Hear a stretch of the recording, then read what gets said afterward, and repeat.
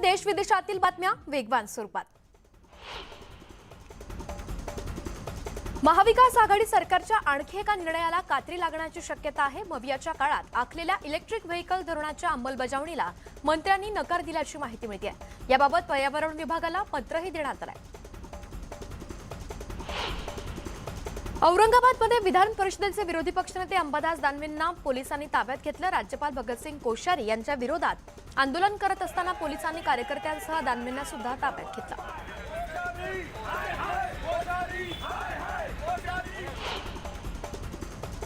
राज्यपाल वारंवार अशा प्रकारची वक्तव्य का करतात असा सवाल भुजबळांनी केला। तर महाराष्ट्रातील जनतेच्या संयमाचा अंत पाहू नका असा इशारा छगन भुजबळ यांनी दिलाय।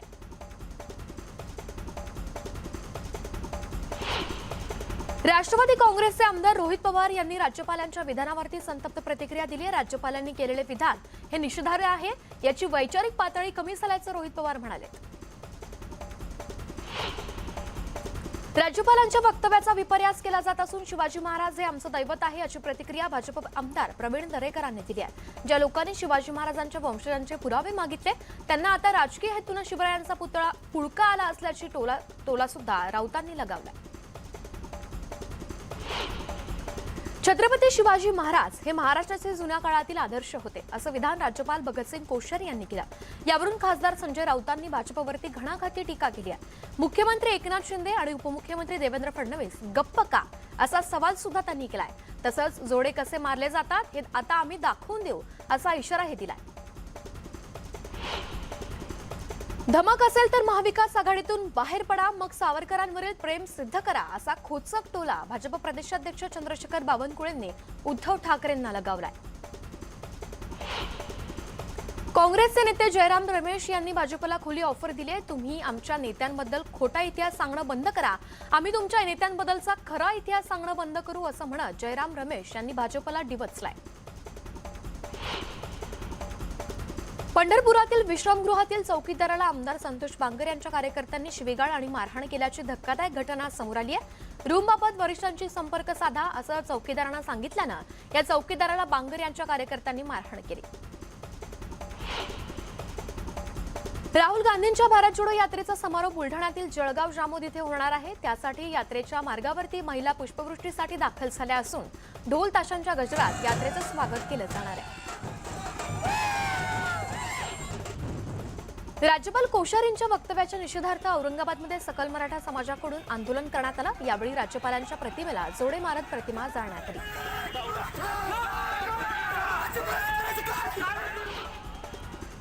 राज्यपालांच्या वक्तव्याचे पडसाद पुण्यातही उमटलेत। लाल महालजवळ युवक काँग्रेसकडून राज्यपाल भगतसिंग कोश्यारींविरोधात निदर्शनं करण्यात आली। राज्यपाल भगतसिंग कोश्यारींनी शिवरायांबद्दल केलेल्या वक्तव्याविरोधात नाशिकच्या सातपूरमध्ये शिवप्रेमींनी आंदोलन केलं। राज्यपालांविरोधात घोषणाबाजी करत हकालपट्टी करण्याची मागणी स्वराज्य संघटनेनं केली।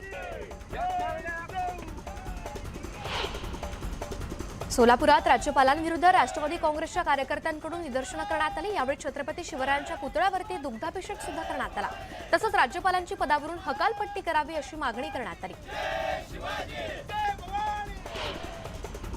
बीडमध्ये राज्यपाल भगतसिंग कोश्यारींविरोधात राष्ट्रवादी युवक काँग्रेस आंदोलन करणार आहे। काळ्या टोपीत चडके कांदे टाकून टोपीचं दहन करणार असल्याची माहिती राष्ट्रवादी युवक काँग्रेसचे प्रदेशाध्यक्ष महबूब शेख यांनी दिली।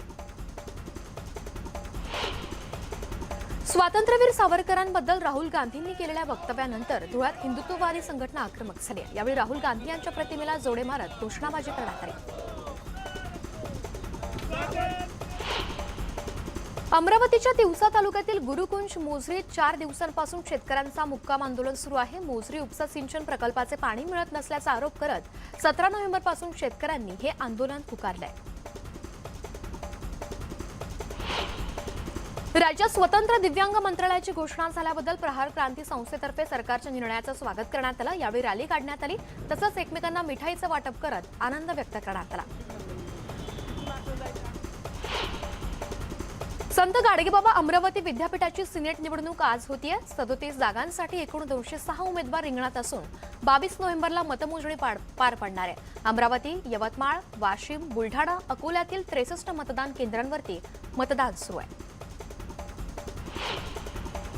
नंदुरबार शहरातील DI हायस्कूलमध्ये बालविज्ञान परिषदेचं आयोजन करण्यात आलं। विद्यार्थ्यांमध्ये वैज्ञानिक दृष्टिकोन निर्माण व्हावा यासाठी भारत सरकारच्या माध्यमातून या विज्ञान परिषदेचं आयोजन करण्यात आलं। 268 पैकी 16 प्रकल्पांची राज्यस्तरीय स्पर्धेसाठी निवड होईल। केंद्र सरकारच्या वाढवण बंदराच्या प्रस्तावित प्रकल्पाविरोधात सोमवारी मुंबईतील आझाद मैदानावरती मच्छीमारांचा मोर्चा धडकणार आहे। या मोर्चासाठी पालघरमधील चिमुकले जनजागृती करतात। मंत्री सुरेश खाडे सहकुटुंब पंढरपुरातील विठ्ठल रुक्मिणीचं दर्शन घेतलंय। पंढरपूरचा विकास आराखडा कोणत्याही परिस्थितीत राबवणार असल्याची माहिती सुरेश खाडेंनी दिली आहे। तर VIP कल्चर सांभाळण्यासाठी कॉरिडॉर करणार का असा संतप्त सवाल पंढरपूरकर उपस्थित करतात। करमाळातील अवधूत विद्यालयातील विद्यार्थ्यांच्या समस्यांसाठी ग्रामस्थांकडून मुख्याध्यापकांना घेराव घालण्यात आला। विद्यालयातील शौचालय तसंच इतर समस्यांबाबत त्यांनी तक्रार केली। यावेळी 15 दिवसात समस्या सोडवण्याचं आश्वासन मुख्याध्यापकांनी दिलं। खेडमधील तळवट धरणाचे दरवाजे अज्ञातानं उघडल्यानं खळबळ उडाली। त्यामुळे धरणातून 0.53 दशलक्ष घनमीटर पाणी वाहून गेल्याची माहिती मिळते। धरणावरती वॉचमन किंवा सुरक्षा रक्षकाची नेमणूकच नाहीये। यामुळे धरणाची सुरक्षा रामभरोसेच असल्याचं स्पष्ट होत आहे। नागपूर शहरात सोमवारी पाणीपुरवठा बंद ठेवण्यात येणार आहे। कन्हान जलशुद्धीकरण केंद्राच्या कामासाठी 36 तासांचे शटडाऊन जाहीर करण्यात आलं। त्यामुळे लकडगंज झोन, सतरंजीपुरा झोन, नेहरूनगर झोनमधील पाणीपुरवठा बंद होईल। सिंधुदुर्ग जिल्ह्यात 3 डिसेंबरपर्यंत मनाई आदेश लागू करण्यात आला। जिल्ह्यात कोणताही अनुचित प्रकार घडू नये, जातीय सलोखा, कायदा सुव्यवस्था अबाधित राहावी यासाठी जिल्हाधिकारी के मंजुलक्ष्मी यांनी हे आदेश दिले। धुळे शहरात पाणीपट्टीसह मालमत्ता कर थकवणाऱ्यांविरोधात महापालिकेनं धडक मोहीम सुरू केली। महापालिकेच्या विशेष पथकानं महिन्याभरात कारवाई करत थकबाकीधारकांकडून तब्बल 2 कोटींचा कर वसूल केला। तर गेल्या 8 महिन्यात 18 कोटींचा कर वसूल करण्यात आला। मुक्ताईनगर तालुक्यातील पुरहा काकोडा इथे बसस्थानकच नाहीये। त्यामुळे इथल्या विद्यार्थ्यांसह नागरिकांचे हाल होत आहेत। अशात लवकरात लवकर बसस्थानक उभारावं अशी मागणी त्यांनी केली आहे।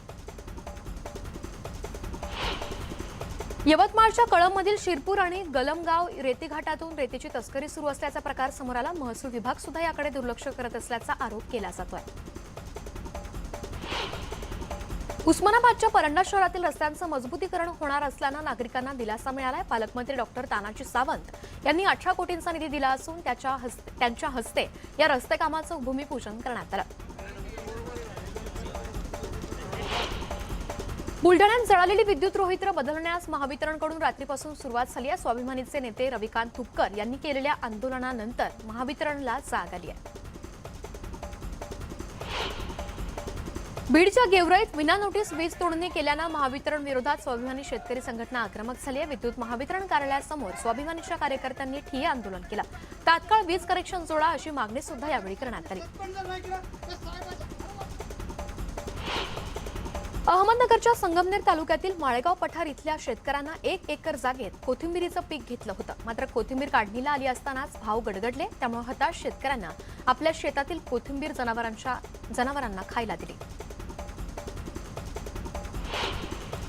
औरंगाबादच्या सोयगावमध्ये शेतात वेचणी करून ठेवलेल्या कापसाची चोरी झाली आहे। तब्बल 17 क्विंटल कापूस चोरीला गेल्यानं शेतकरी दत्तात्रय अस्वार यांचं 1 लाखांचं नुकसान झालंय। मुक्ताईनगरमध्ये यंदा बाजरीचं उत्पादन कमी झालंय। परतीच्या पावसाचा फटका बाजरीच्या पिकांना बसल्यानं बाजरी उत्पादक शेतकऱ्यांचं मोठं नुकसान झालंय।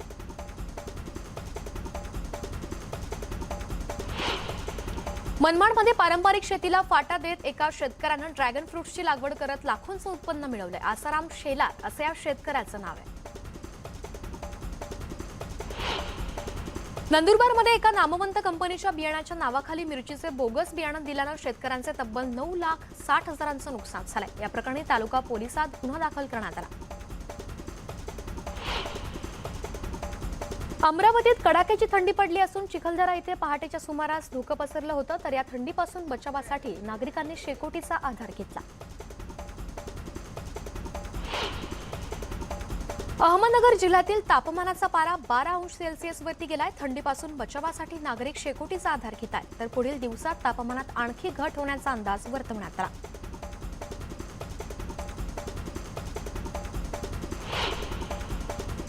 गोवरच्या रुग्णांची संख्या वाढत असल्यानं मुंबई महापालिकेनं सर्वेक्षण, तपासणी, उपचार आणि खबरदारी यावरती भर दिला।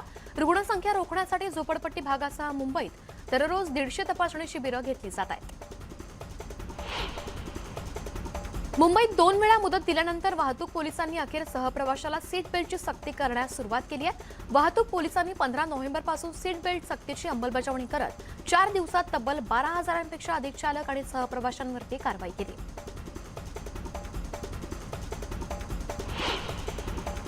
महारेलनं मध्य रेल्वे, पश्चिम रेल्वे आणि मुंबई महानगरपालिकेच्या मदतीनं दक्षिण मुंबईतील धोकादायक बनलेले आणखी 3 ब्रिटिशकालीन पूल पाडण्याचं नियोजन केलं।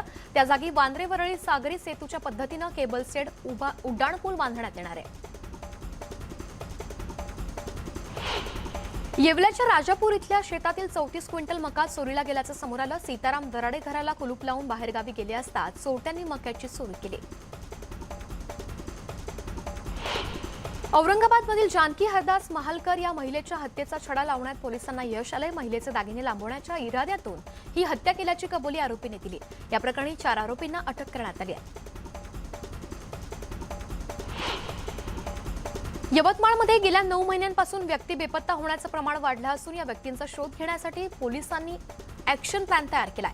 आतापर्यंत 791 जणांचा शोध घेऊन त्यांना त्यांच्या कुटुंबियांकडे स्वाधीन करण्यात आलं, तर 446 जणांचा शोध अजूनही सुरू आहे।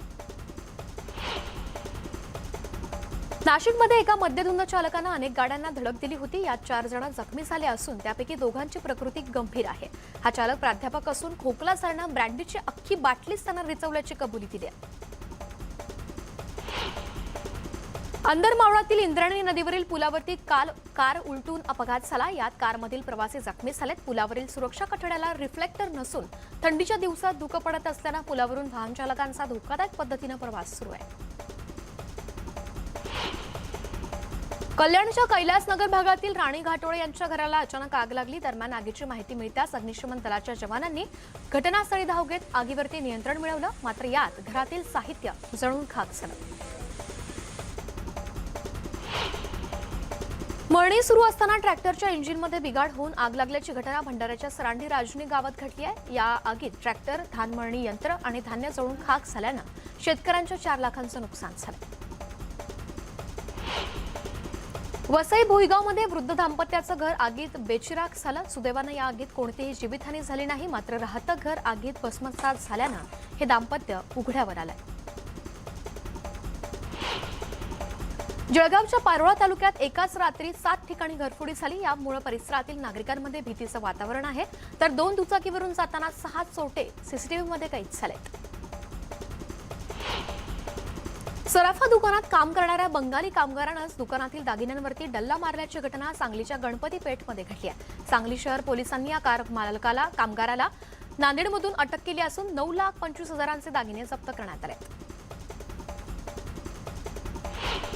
अल्पवयीन गतिमंद मुलीला मारहाण करून जीवे मारण्याची धमकी देणाऱ्या तरुणाला न्यायालयानं 5 वर्षांच्या कारावासाची शिक्षा सुनावली आहे। 2017 मध्ये लाखांदूरच्या मोहरणामध्ये घडलेल्या घटनेवरती भंडारा न्यायालयानं हा निर्णय दिला।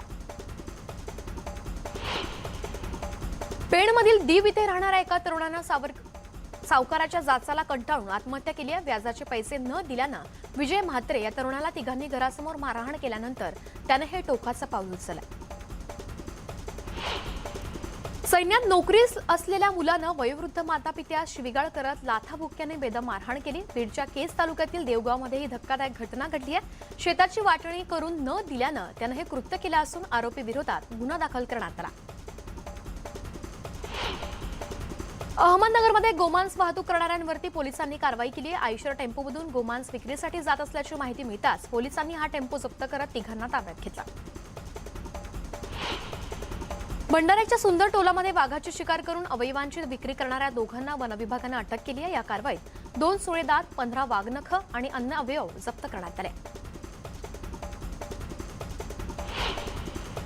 पुण्यात 71व्या क्रीडा स्पर्धांचं आयोजन करण्यात आलं। या स्पर्धेत कुस्ती, शरीर सौष्ठत्व यासह विविध क्रीडा प्रकारांचा समावेश आहे। दरम्यान शरीर सौष्ठत्व स्पर्धेमध्ये 80 किलो वजनी गटात सहाय्यक पोलीस निरीक्षक सुभाष पुजारी यांनी गोल्ड मेडल पटकावलंय। चंद्रपूर शहर स्वच्छ करण्यास नागरिकांचा मोठा प्रतिसाद मिळतोय। पालिकेतर्फे स्वच्छता आणि सौंदर्यीकरण लीग स्पर्धेत नागरिकांचे 52 ग्रुप सहभागी होणार असून 46 जागी स्वच्छता करण्यात येणार आहे। अकोला प्रादेशिक परिवहन विभाग आणि वाहतूक पोलिसांनी वाहतुकीच्या नियमांबाबत जनजागृती केली। रस्ते वाहतूक बळींच्या जागतिक स्मृती दिनानिमित्त हा उपक्रम राबवण्यात आला। त्याचसोबत शाळकरी विद्यार्थ्यांची पदयात्रा सुद्धा काढण्यात आली। आळंदी येथील कार्तिक वद्य एकादशी महापूजेचा मान पारनेर तालुक्यातील ढवळपुरी इथल्या सीआरपीएफ जवान गोरक्ष चौधरी आणि त्यांच्या पत्नीला मिळालाय। दरवर्षी लाखो भाविकांमधून एका दाम्पत्याची निवड होत असते। मुंबईत नौदलाकडून मॅरेथॉनचं आयोजन करण्यात आलं होतं। या मॅरेथॉनमध्ये मोठ्या संख्येनं मुंबईकरांनी सहभाग घेतला। राहुल गांधी 2 दिवसीय गुजरात दौऱ्यावरती जाणार आहेत। गुजरात निवडणूक प्रचारासाठी राहुल गांधी रवाना होणार आहेत। 23 तारखेनंतर पुन्हा भारत जोडो यात्रेत राहुल गांधी सहभागी होतील।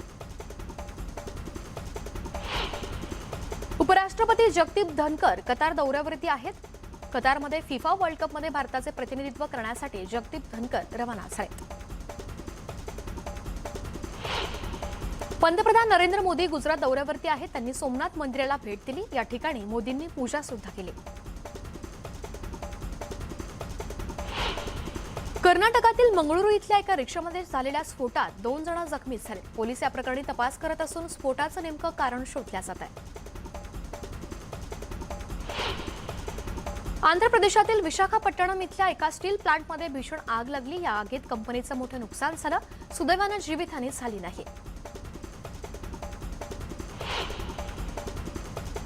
आंध्र प्रदेशातील विशाखापट्टणम इथल्या समुद्रात पोहायला गेलेली काही मुलं बुडाली आहेत। या मुलांचा शोध नौदलाच्या पथकाकडून घेण्यात येतोय।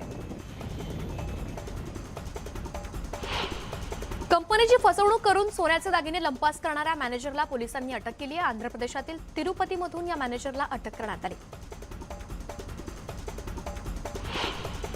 आसामच्या दिब्रुगडमध्ये बालमजुरीबाबत जनजागृती करण्यासाठी शहरात चित्रकला स्पर्धेचं आयोजन करण्यात आलं। या स्पर्धेत मुलांनी शहरातील भिंतीवरती विविध चित्र काढून बालमजुरीबाबत जागृती केली। तेलंगणाची राजधानी हैदराबादमध्ये कार रेसिंग स्पर्धेचं आयोजन करण्यात आलं। या स्पर्धेला देशभरातून स्पर्धकांनी हजेरी लावली।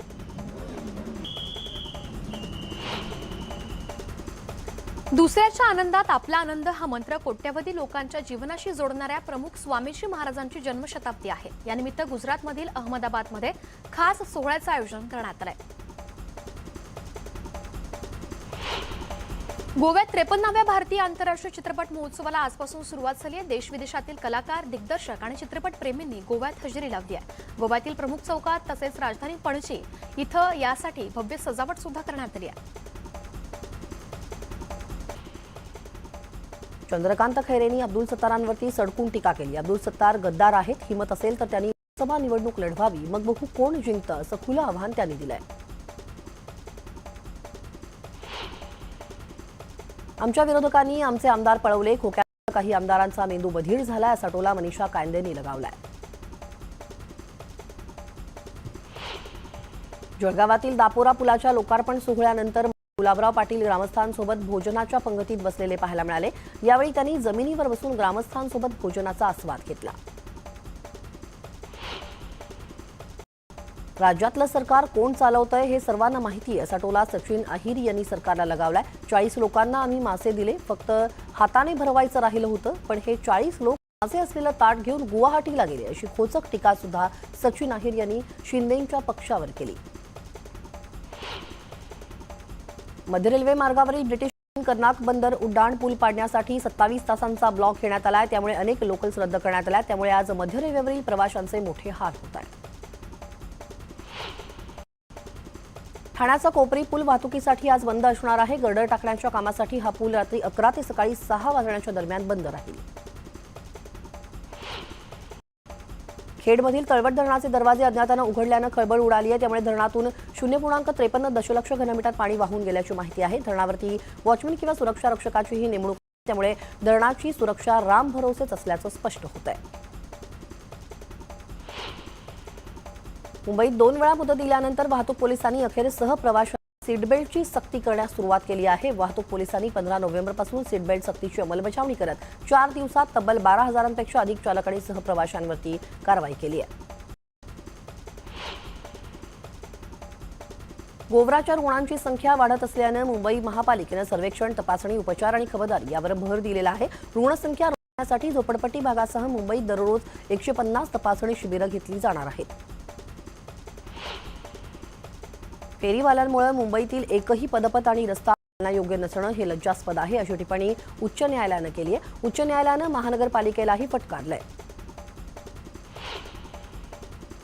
महारेलनं मध्य रेल्वे आणि मुंबई महानगरपालिकेच्या मदतीनं दक्षिण मुंबईतील धोकादायक बनलेले आणखी 3 ब्रिटिशकालीन पूल पाडण्याचं नियोजन केलंय. त्या जागी वांद्रे वरळी सागरी सेतूच्या पद्धतीनं केबल स्टेड उड्डाण पूल बांधण्यात येणार आहे.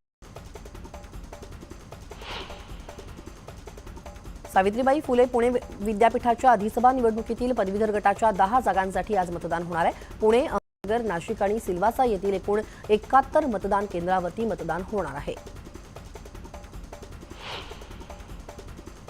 गौतम नवलखा यांना नवी मुंबई शहरात नजरकैदेत ठेवण्याचे आदेश विशेष न्यायालयानं दिलेत. नवलखा यांची तळोजा कारागृहातून सुटका झाली असून त्यांना घरातच नजरकैदेत ठेवण्यात आलंय.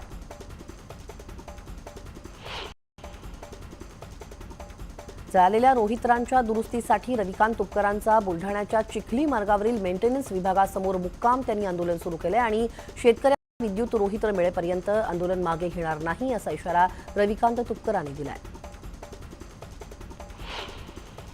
करमाळ्यातील अवधूत विद्यालयातील विद्यार्थ्यांच्या समस्यांसाठी ग्रामस्थांकडून मुख्याध्यापकांना घेराव घालण्यात आला. विद्यालयातील शौचालय तसंच इतर समस्यांबाबत त्यांनी तक्रार केली. यावेळी 15 दिवसात समस्या सोडवण्याचं आश्वासन मुख्याध्यापकांनी दिलं. धुळ्यात तापमानाचा पारा घसरला असून 7 अंश सेल्सिअस तापमानाची नोंद धुळ्यात करण्यात आली आहे. यंदाच्या मोसमातील हे नीचांकी तापमान आहे. थंडीचा कडाका वाढल्याने नागरिक शेकोट्या पेटवून ऊब घेत आहेत. तापमानात घट झाल्यानं धुळेकरांना हुडहुडी भरली आहे. त्यामुळे उबदार कपड्यांच्या मागणीत देखील झाली आहे. बाजारपेठेत फॅन्सी जॅकेट, स्वेटर्स, कानटोप्या, हातमोजे, मफलर, शाल्स घेण्यासाठी नागरिकांनी गर्दी केली आहे.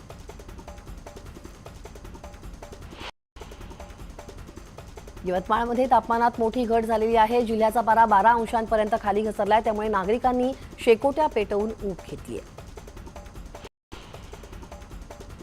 राज्यात थंडीच्या तडाख्यात वाढ झाली असून महाबळेश्वरातील तापमानातही मोठ्या प्रमाणात घट झाली आहे. महाबळेश्वरातील तापमान 7 अंशांवरती तर वेण्णालेक येथील तापमान 6 अंशांपर्यंत खाली आलंय. त्यामुळे महाबळेश्वरमध्ये पर्यटक चांगलेच गारठले.